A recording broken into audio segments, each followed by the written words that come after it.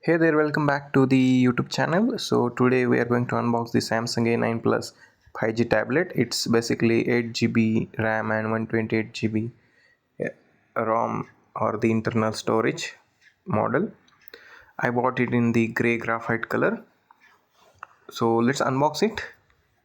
So the overall packaging is looking quite nice and it's a well packaged product with sufficient protection is already given. And here in inside box we can see that there is a payment receipt and the actual tablet box is wrapped into the bubble wrap. So this is the tablets box, and over here you can see that the specifications are mentioned over here and it's manufactured in May 2024. However, this tablet was launched last year in October 2023, and you can see that it's 8 GB and 128 GB graphite color Samsung A9 Plus 5G tablet. So let's see any other detail is mentioned over there, and the box is well packed and it's still packed on both of the sides. So as I don't have any pen or cutter right now in my hand, so I'm just using my nails, just trying to unbox it. Let's see. Okay, so let me give you some brief information on this product. So there was a sale going on.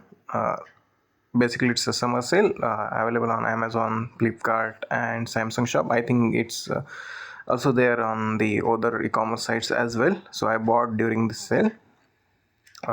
Yeah, so you can see that the laptop is very big, sorry, the tablet is quite big. Basically it's 11-inch, and inside the box you can see that the USB Type-C cable is provided, but there isn't any adapter. So this is a user manual, and the pin ejector, the SIM ejector pin is provided. Because it's a 5G tablet, so it supports single SIM and micro SD card. So let's unbox the tablet and remove the wrapper around it. So it's quite nice, well packaged product. You can see that the back side of the tablet is the metal.